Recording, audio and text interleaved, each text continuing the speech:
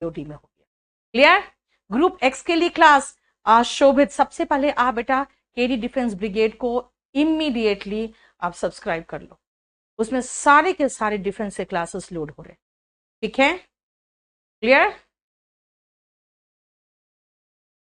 चलो नेक्स्ट आओ। अगर आप आईएएस के स्टूडेंट हो, असिस्टेंट कमांडेंट के हो, या एसएससी टीयर 3 देना है या सीएचएसएल का टीयर 2 देना है, तब आप कंपल्सरी इंग्लिश लिख ले लेना। अगर आप हिंदी मीडियम के तो जरूर ले लेना, क्योंकि आपको हिंदी से इंग्लिश लिखना सिखाएंगे इसमें हम आपको। इसमें स्पोकन फ्री है, सब कुछ उसमें इंक्लूडेड है। चलो नेक्स्ट आप कहोगे आपका रिजल्ट, अगर मैं पूछूंगी तुम्हारा रिजल्ट आ गया, कहोगे no ma'am I am just keeping my fingers crossed. No ma'am I am just keeping my fingers crossed, मैंने पूछा इज द रिजल्ट आउट, कहोगे no ma'am I am just keeping my fingers crossed. Fingers crossed का मतलब क्या होता है? To wait एक्सपेक्टेंटली, यानी कि आप उम्मीद के साथ इंतजार कर रहे हो, है ना, फॉर सम गुड न्यूज, किसी अच्छी घटना के होने की कामना करना। क्यों आपने कहा I am keeping my fingers crossed? हे भगवान हो जाए, हे भगवान हो जाए, ऐसे करके कई लोग सोचते हैं, है ना। तो to keep one's fingers crossed आपने कब कहा? जब मैंने कहा आपका रिजल्ट आ गया, आपने कहा no ma'am I am just keeping my fingers crossed. Keep one's word, बेटा आपके डिटेक्टिंग एरर में आया था he should have kept his words. बेटा वर्ड्स तो शब्दों की बात हो गई। वर्ड का 3 मीनिंग है, एक तो है वादा, एक है संदेशा और एक है शब्द। वादा और संदेशा, इन दोनों में एस मत लगा देना। ठीक है, इन दोनों में एस मत लगा देना। इसका मतलब टू कीप वंस वर्ड का मतलब होता है अपनी बात रखना, प्रॉमिस रखना। आपने उसे कहा था क्या कि आप उसका साथ दोगे? अगर आप कहोगे हाँ मैम मैंने कहा तो था, तो मैं कहूंगी देन कीप योर वर्ड, तो अपना वादा निभाना। बेटा आपको कोई पीडीएफ निकालना नहीं है, ना ही नोट्स बनाना है, आपको सिर्फ अपना वॉल्यूम 1 का 31 नंबर चैप्टर जो है उसको खोल के बैठना है। बीओबी फुल कोर्स ग्रामर, वो मुझे मैंने वो क्या कहा है, मुझे आप बेटा मेरा नंबर पे आप व्हाट्सएप कर दो, है ना, व्हाट्सएप कर दो, आपको सारा इंफॉर्मेशन मिल जाएगा। ठीक है, समझ में आ गया? रविंदर बेटा अभी तो 2 दिन पहले यहाँ पे खुला ही है हमारा लॉकडाउन, आप 10 दिन के अंदर सारा डिलीवरी हो जाएगा आपका। स्पोकन इंग्लिश का बैच, स्पोकन इंग्लिश का जो बुक है बेटा वो 12-15 दिन लग सकता है। उसका कारण क्या है कि लॉकडाउन में हम छपवा भी नहीं पाए, उसका प्रिंट भी नहीं हो पाया, इसीलिए वो प्रिंट होने अब गया है। तो उसमें आपको 12 से 15 दिन लग जाएगा। बाकी जितने बुक्स है 7 to 8 डेज में सारे बुक्स डिलीवर हो जाएंगे, अब कोई प्रॉब्लम नहीं होगा। ठीक है, नेक्स्ट आओ, कीप द बॉल रोलिंग। मतलब जैसे कोई मान लो अगर फुटबॉल खेल रहा है, बॉल तो कभी रुकेगा ही, उसको बॉल तो मारते रहना पड़ेगा, ऐसे से मारते हुए आगे बढ़ते रहना पड़ेगा, तभी तो बॉल रोल करेगा। इसका मतलब उसको एक्टिविटी जारी रखना पड़ेगा, तभी तो, है ना। अगर मैं ये कहूं कि भाई सारा ऑफलाइन क्लासेस बंद हो गया, but I kept the ball rolling through online classes, इसका मतलब है to maintain the progress of a project और प्लान। अपना जो प्लान है, मेरा क्लास का प्लान है, मैंने उसको रोल करते रही थ्रू ऑनलाइन मीडियम, है ना। समझ में आया? ऑनलाइन के द्वारा, ऑनलाइन क्लासेस के द्वारा। I said what, the offline classes are closed now but I am keeping the ball rolling through KD live. समझ में आ रहा है? देखो ऑफलाइन बेटा टाइम लगेगा, अभी पता नहीं, अभी तो मैं आपको पूरा बता नहीं पाऊंगी कब तक, लेकिन अभी टाइम लग जाएगा। ठीक है, क्यूआर कोड स्कैन हो नहीं हो, जो भी आपको प्रॉब्लम बेटा इसमें अभी व्हाट्सएप करो, मैं सारा प्रॉब्लम सॉल्व कर दूंगी। Keep the wolf from the door, इसका मतलब ध्यान से सुनो, to keep the wolf from the door का मतलब होता है कि आप अपने दरवाजे से दरिद्रता को, भूखमरी को, स्टार्वेशन को दूर रखते हो, है ना। इसका मतलब होता है कि अगर मान लो हम भूख से मर जाए तो हमें आके वुल्फ तो खा जाएगा, लेकिन वुल्फ को दूर कैसे भगा रहे हैं? भाई हम लोग खा पी के अपने आप को तंदुरुस्त रखे हुए, तभी तो है ना, कम से कम दूर रखे हुए हैं, खा पी के एटलीस्ट इतना एनर्जी है कि हम वुल्फ को दूर रखें. That means to avoid starvation. Today during covid period the poor are unable to keep the wolf from the door. वे दरिद्रता से, वो भूखमरी से दूर नहीं रह पा रहे. कहां से खाएंगे, उनको काम ही नहीं मिल रहा है. They are not able to, तभी तो मैंने कहा they are unable to keep the wolf from the door. समझ में आया? Clear? Kill two birds with one stone. Perfect example दूं आपको. बेटा अभी आप मेहनत कर रहे हो, एक चीज के लिए मेहनत कर रहे हो. जैसे आपका सिलेक्शन होगा, आपके फट से बहुत सुंदर सुंदर लड़कियों का रिश्ता आएगा, है ना, उसके फादर लेके आएंगे अपनी बेटी के लिए रिश्ता. तब आपको महसूस होगा, अरे मैंने इतना बढ़िया जॉब भी पा लिया, है ना, मुझे बहुत सुंदर अच्छी लड़की भी मिल जा रही है. That means you killed the two birds with one stone, है ना. इसका मतलब सिलेक्शन हो जाए ना तो you will kill two birds with one stone. एक के लिए मेहनत किया है, दूसरा तो बोनस में मिल गया. आया समझ में? एक के लिए मेहनत किया और एक के साथ दूसरा भी आपके हाथ लग गया. So you killed two birds with one stone. Kith and kin. बेटा याद रखना, हम किथ एंड किन का मीनिंग आपको सही तरीके से समझा दे. बेटा किथ का मीनिंग होता है फ्रेंड्स, एंड किन का मतलब होता है आपके रिलेटिव्स. तो इसीलिए किथ एंड किन का मतलब होगा friends and blood relations. Friends and relatives होगा किथ एंड किन. ठीक है. Any update CGL1? पता नहीं बेटा, अभी तो पता नहीं. ठीक है, लेकिन आएगा तो बहुत जल्दी आ जाएगा, क्योंकि आपको अच्छे से पता होना चाहिए कि जैसे सब आपको नहीं पता कि कोविड कब खत्म होगा पूरी तरह से, वैसे SSC या किसी भी कमीशन को नहीं पता. इसलिए जैसे कम होगा, जैसे अभी कम हुआ है, कभी भी डेट निकाल सकता है. ठीक है. पटना जैसे खुलेगा बेटा, मैं वैसे ही पहुंचूंगी. मेरा फ्राइडे और सैटरडे क्लास पटना में ही चलता है. आजा. किथ एंड किन मैंने क्या कहा? Blood relations. समझ में आया? यानी कि sorry, friends and blood relation. क्योंकि किथ फॉरेन वर्ड है जिसका मतलब फ्रेंड्स है, और किन का मतलब रिलेटिव्स है. बोलो कोई प्रॉब्लम यहां तक? स्टैटिक जीके का बैच बहुत बढ़िया बैच आने वाला है. और याद रखना, जब से TCS आया है तब से बेटा स्टैटिक जीके का बहुत मेजर पोर्शन कर दिया है. इसीलिए CHSL में बच्चे बड़े खुश थे, क्योंकि उन लोग 7 से 8 मार्क्स एक्स्ट्रा उन लोगों का बना था, because they had taken the batch of static GK. मैं आपको बता दूं, कांस्टेबल से लेके SSC तक सब में आजकल स्टैटिक जीके का बहुत इंपॉर्टेंस है. 18 जून को नया बैच आ रहा है, इस बैच को जरूर ज्वाइन कर लेना. क्लोज टेस्ट बेटा मेरे बैचेस में तो मैंने बहुत करवाए, और आपके CGL का पेपर्स में कितना क्लोज टेस्ट करवाया. पेड कोर्स हमारा आने वाला है 15 तारीख को, बैच नंबर 18. नेक्स्ट आओ, निट वंस ब्रो. देखो मेरे आईब्रोस हैं, मैं आपसे हंस के बात कर रही हूं, देखो मेरे आईब्रोस बिल्कुल सीधे दिख रहे हैं. लेकिन अगर मुझे गुस्सा आएगा तो मैं आईब्रो कैसे करूंगी? देखो ऐसे सिकोड़ लिया ना, that is knitting one's brow. जैसे मैं ऐसे करूंगी, कहोगे ma'am why are you knitting your brow. तुरंत पूछोगे मैम क्या हो गया, चेहरा ऐसा क्यों बना लिया आपने. तो निट वंस ब्रो का मतलब है त्योरिया चढ़ाना, यानी गुस्सा करना. टू फ्राउन, ऐसे जो देखते हो ना किसी के गुस्से में, इसको फ्राउन कहते हैं. जैसे मैं गुस्से में ऐसे देखूंगी, आप तुरंत क्या पूछोगे? Ma'am why are you knitting your brow. है ना, समझ में आया? निट मतलब बुनना होता है. यहाँ पे निट का मतलब हो गया ऐसे त्योरिया चढ़ाना. ठीक है. लेडीज मैन, कुछ लड़कों को देखते हो हमेशा लड़कियों के बीच में घुसे रहते हैं, है ना, लड़कियों के बीच में ही करते रहते हैं. कई बार लगता है कि यार ये लड़का है कि लड़की है, हमेशा औरतों के बीच में घुसा रहता है ना. तो कई बार आप कहते हो ना मैम ये लड़का है कि लड़की है, ये हमेशा औरतों के बीच में घुसा रहता है. तो मैं कहूंगी he is a ladies man. इसका मतलब ये इसका मतलब हो गया कि ये महिलाओं के बीच में ही रहने वाला मर्द है. ये ऐसा मर्द है जो महिलाओं की कंपनी पसंद करता है. तो मैं क्या कहूंगी? He is a ladies man, जो महिलाओं के संगत में रहना पसंद करता है. A man who is fond of the company of women. समझ में आया? क्लियर? यस. केडी लाइव बार बार कह रहा लाइक शेयर एंड सब्सक्राइब. समझ जा बेटा उनका इशारा. हाँ, एफेमिनेट, वेरी गुड. नेक्स्ट सुनो, लेम एक्सक्यूज. बेटा लेम का मतलब क्या होता है? लंगड़ा. लेम का मतलब लंगड़ा। कहते हैं ना झूठ के पांव नहीं होते हैं, कहते हैं ना झूठ के पांव नहीं होते हैं।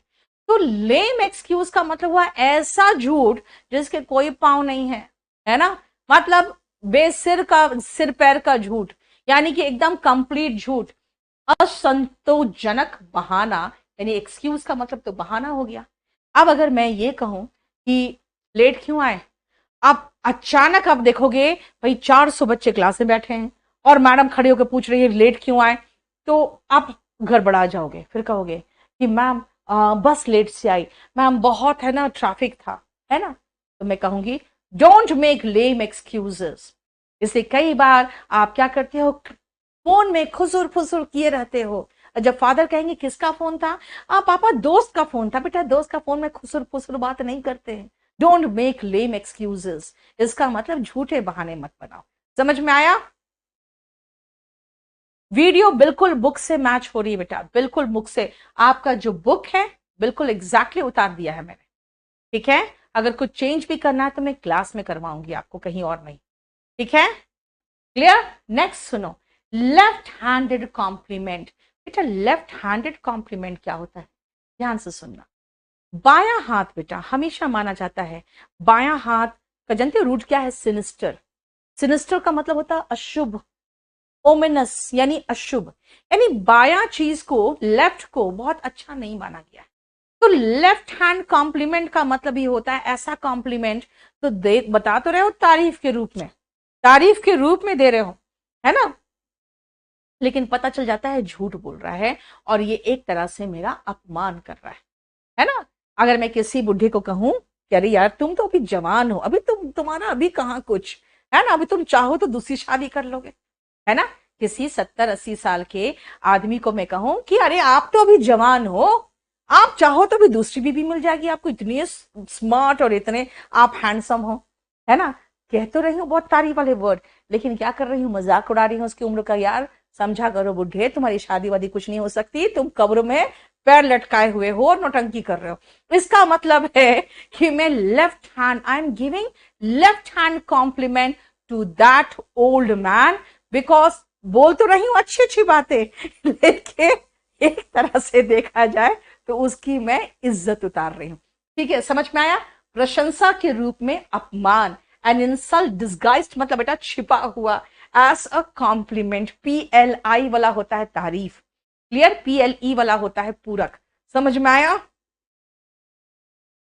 हाँ ऐसे ही बेटा किसी को सीधा बेइज्जत मत करो, प्यार से भिगो के जूता मारते हैं ना, ऐसे जो बूढ़े लोग होते हैं, जो बूढ़े तो हो गए हैं लेकिन उनके रोमांटिक पना नहीं गया है ना, और ऐसे लोग कहते हैं मर्द घोड़ा कभी बूढ़ा नहीं होता। तो ऐसे लोगों को इसी तरह से आप लेफ्ट हैंड कॉम्प्लीमेंट दो, ठीक है। लायंस शेयर, पता है इसे कहानी से बना है। एक बार एक कहानी है कि कुछ जानवर जैसे भालू वगैरह ने मिलकर एक शिकार किया, है ना। तो राजा यानी जंगल का राजा लायन पहुंच गया वहां पे, कहा इसमें मेरा हिस्सा कहाँ है। उन्होंने पूछा आई तुम्हारा हिस्सा कैसे, आपका हिस्सा कैसे हो सकता है। कहा भाई मैं जंगल का राजा हूं, ठीक है। उसने कहा मेरा एक हिस्सा होना चाहिए था। तो उसने क्या किया, उन लोगों ने निकाल के उनका एक हिस्सा, एक टुकड़ा उनका रख दिया। कहा अब बाकी किसी की हिम्मत हो तो बाकी में मुंह लगा के दिखा दो। सब चुपचाप से निकल लिए। इसका मतलब सबसे बड़ा हिस्सा, लायन शेयर का मतलब होता है सबसे बड़ा हिस्सा, है ना। जैसे कई बार ऐसा होता है आपके घर में, अगर लड़का और लड़की के बीच में पक्षपात होता है, तो अगर 3 बहनें और 1 भाई है, the brother will get the lion share, यानी उसके लिए बढ़िया बढ़िया सब कुछ रख दिया जाएगा। और बाकी जो बच गया वो जाओ यार, तुम लोग को बोला किसने था पैदा करने होने के लिए, है ना, लड़कियां पैदा हुई क्यों तुम लोग। इसीलिए the brother gets the lion's share, इसका मतलब जो बड़ा भाग होता है कोई भी चीज घर में आए, वो बड़ा भाग is called the lion's share. Live in an Ivory tower, बेटा आइवरी होता है हाथी का दांत, ठीक है। बहुत बहुत ज्यादा महंगा होता है, बहुत महंगा होता है। कहते हैं आइवरी, एक तो अभी तो बैंड ही हो चुका है ना, हंटिंग तो बिल्कुल बैन हो चुका है। तो आइवरी के जो गहने भी होते हैं वो भी बहुत महंगे होते हैं, है ना। मुझे याद है मेरी माँ के पास मेरी माँ बीच बीच में चूड़ियां मंगाती थी, और वो होते थे हाथी के दांत की चूड़ियां, है ना। मेरी माँ भी बहुत सुंदर है अभी भी, लेकिन सुंदर बहुत थी जवानी में। तो शी वोर, क्योंकि मुझे याद है वो हाथी के दांत की चूड़ियां होती थी।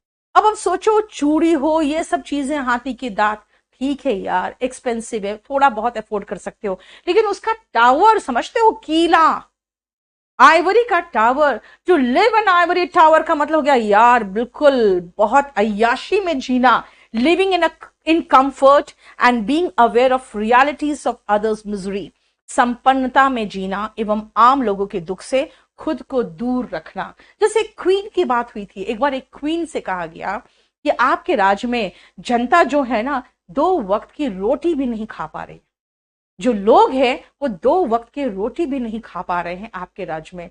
तो क्वीन वॉज क्वाइट अमेज्ड, क्योंकि उसको कुछ पता ही नहीं था रियलिटी के बारे में बाहर में। तो उसने कहा ओके, अगर रोटी नहीं खा सकते, they can't eat bread, they can eat cake. समझ में आया? उसने कहा कि अगर रोटी नहीं खा सकते यानी ब्रेड नहीं खा सकते, तो वो केक क्यों नहीं खा लेते हैं। मतलब उसे कुछ पता ही नहीं था लाइफ के बारे में। I can say she lived in an Ivory tower, she did not know anything about poverty, है ना। इसका मतलब संपन्नता में जीना और बाहरी दुनिया में क्या हो रहा है, कितनी गरीबी है, किसी के बारे में एहसास नहीं होना। ठीक है, बोलो। नेक्स्ट आओ, बायो स्पेशल। आकृति मैम फर्स्ट क्लास टीचर है। एक डॉक्टर जब एक टीचर होता है तो क्या फिनिशिंग देता है अपने सिलेबस को, वो आप इनसे पढ़ के देखो, है ना। एकदम जिसको कहते हैं ना स्मूथनेस आपको दिखेगा सब्जेक्ट में। बाकी आप किसी से पढ़े हो तो एक बार इनसे जरूर पढ़ना, विल फाइंड योर सेल्फ। बेटा मेरा अगर बुक का क्यूआर कोड नहीं काम कर रहा है तो कोई और स्कैन कर लिया होगा उसको दुकान में ही जाके, इसलिए आप मुझे ये बात 8860333003 में व्हाट्सएप कर दोगे तो आपको मैं दूसरा क्यूआर कोड दिलवा दूंगी ना, इसलिए मुझे व्हाट्सएप करने कह रहे बेटा। ठीक है, चलो। और आप लोग बीच बीच में आते हो और फिर बीच बीच में बातें करते हो। लोव्स एंड फिशेस, बेटा ये भी आया है बाइबल से। बाइबल में जीसस ने एक बार कहा था कि आप मेरा साथ ऐसे ही नहीं दे रहे हो, you are getting loaves in return. Loaves क्या है? एक ब्रेड का जो होता है ना वो पूरा बना हुआ, उसको लोफ कहते हैं। ऐसे 2 ले लिए तो लोफ का प्लूरल वीईएस लगा दिए, लोव्स हो गया, है ना। इसे कहते हैं कि भाई कोई भी काम मुफ्त में क्यों करे, खाएगा क्या वो। Everyone has to work for loaves and fishes, यानी मटेरियल गेन। कई बार आप टीचर्स को कहते हैं सर आप फ्री में पढ़ाओ, मैडम आप फ्री में पढ़ाओ, बेटा मेरे बच्चे कौन पालेगा।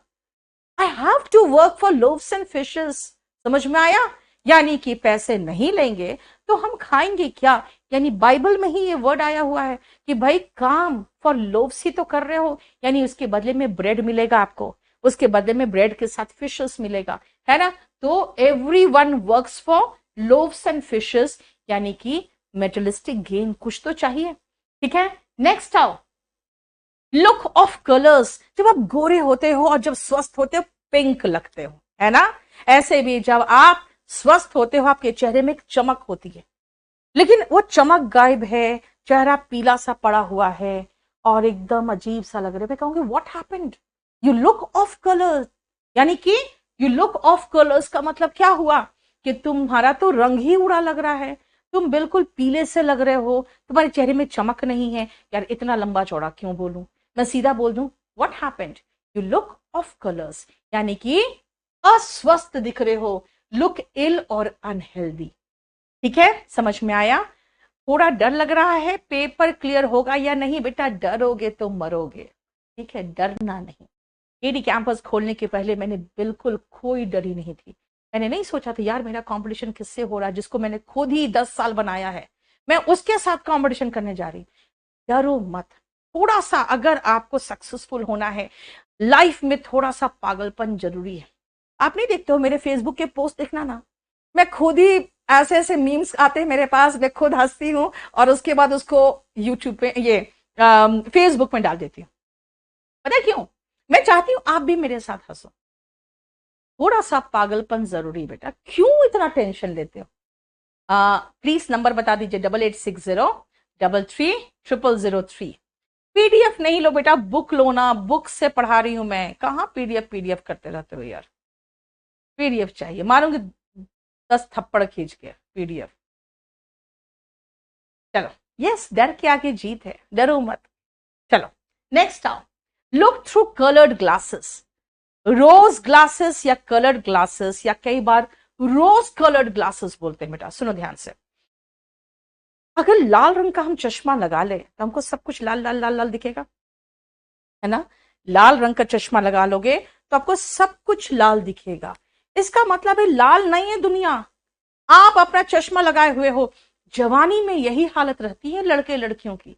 कई लड़कियां, मैं जाऊंगी एकदम मुंबई, मैं जाके हीरोइन बनूंगी, है ना, और 2-4 डायलॉग ये टिकटॉक में लड़कियां बोल लेती है ना। और कुछ मोंटी रॉय जैसे भी लोग हैं, वो भी लड़कियां बन के बोल लेते हैं। तो उनको लगता है भाई मेरे में बहुत कला है और मैं मुंबई जाऊंगी और एकदम हीरोइन बन जाऊंगी। They see the world through coloured glasses. They see the world through coloured glasses. इसका मतलब रंग बिरंगे चश्मे से दुनिया को देख रही है, उनको पता नहीं वहां जाके उसकी क्या हालत होने वाली है ना। समझ में आया? नहीं बेटा, ये सावन के अंधा नहीं है, ये है रंगीन चश्मे से दुनिया को देखना। ठीक है।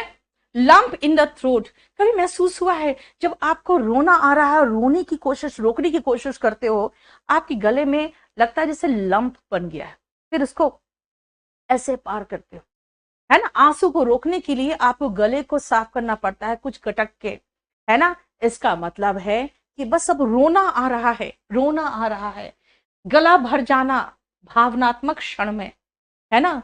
On seeing him after so many days I had lump in my throat. इसका मतलब है इतने दिनों बाद उसे देखा ना, I had lump in the throat, मेरा गला भर आया। I saw him after 10 years, I had lump in the throat.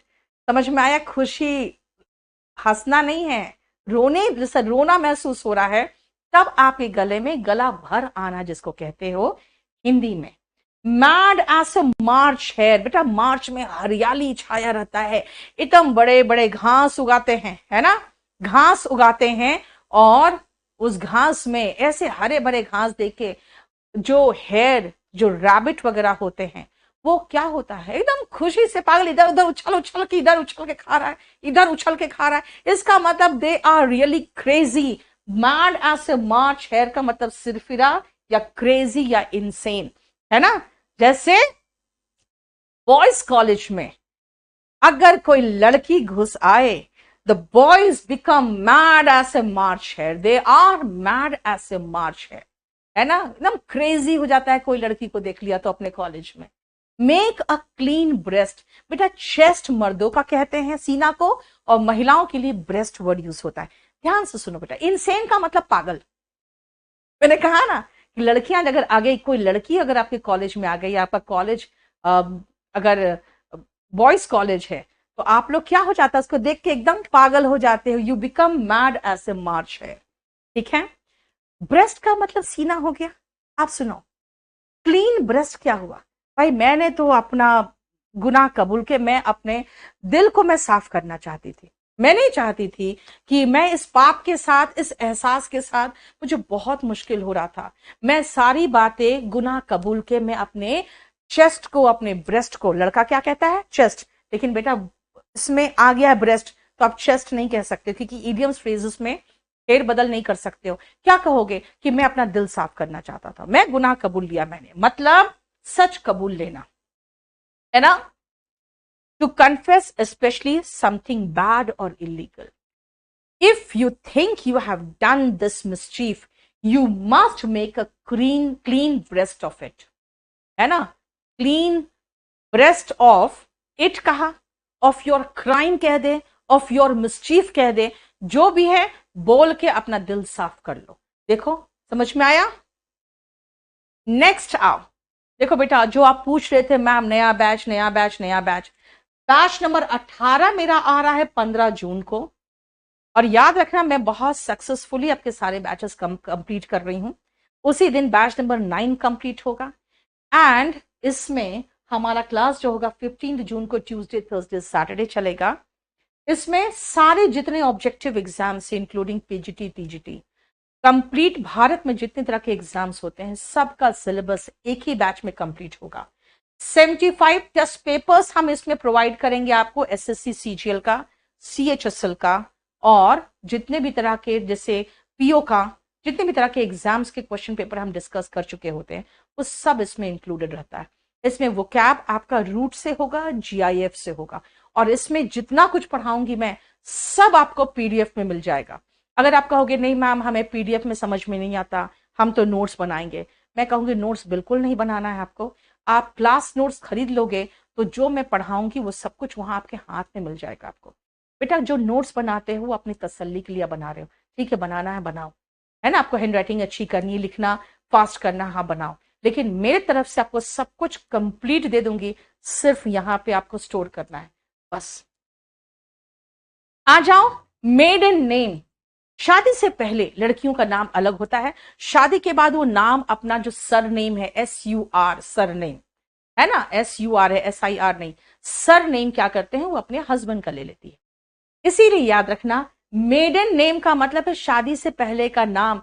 कई बार ये जो लड़के हैं ना जो मैसेज कर किए रहते हैं और कमेंट कर रहे हैं या क्लास ले रहे हैं, ये लोग अपने स्कूल या कॉलेज की सुंदर सुंदर लड़कियां जिन पर वो मरती थी, कभी कभी मरते होंगे, उसको ढूंढने की कोशिश करते हैं और वो मिलती नहीं है। बेटा गलती कर रहे हो सकता है आप उसके मेडन नेम से उसको खोज रहे हो अब उसके उसके नाम के साथ हो सकता है उसके हस्बैंड का सरनेम लगाओ, कहां से मिलेगी।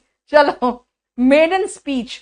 अगर आपका मेडन स्पीच है थोड़ा सा I am feeling giddy, why this is my maiden speech, मुझे तो चक्कर आ रहा है, ये मेरा मेडन स्पीच है, इसका मतलब फर्स्ट स्पीच है। वैलिडिटी बेटा हमारे सारे बैचेस का 1 ईयर होता है। 1 ईयर होते होते हल्ला मचा देते हैं बच्चे, मैम थोड़ा सा 2-3 महीना और एक्सटेंड कर देते हैं, ठीक है। मेक अ हैश मतलब गड़बड़ कर देना, सत्यानाश कर देना। यार इतना बढ़िया क्लास चल रहा था और ये आके लोगों ने बिल्कुल सारा क्लास ही गड़बड़ कर दिया। They made a hash of it. समझ में आया? हमारा प्रोजेक्ट इतना बढ़िया चल रहा था, सरकार का ये नियम चेंज कर दिया और हमारा सारा प्रोजेक्ट का सत्यानाश हो गया। The new law made a hash of my project, मेरा प्रोजेक्ट का सत्यानाश कर दिया, ठीक है।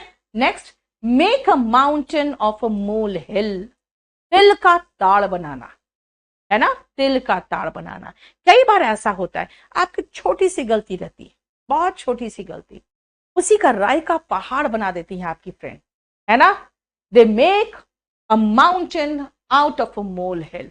आपको चलो जाते जाते मैं एक छोटी सी सलाह दे दूं, बेटा अगर प्यार है तो साथ में बने रहने के लिए, है ना, साथ में बने रहने के लिए एक ही रीजन काफी है। और अगर प्यार नहीं है तो आप 100 चीजें कर लो, 100 बातें बना लो, 100 कारण बता दो, कुछ भी काम नहीं देगा, क्योंकि जिसको उस रिलेशन से बाहर निकलना है that person will make a mountain out of a mole hill. If suppose by chance your partner is making a mountain out of a molehill, it means she wants to get rid of you. वो आपसे छुटकारा चाहती है।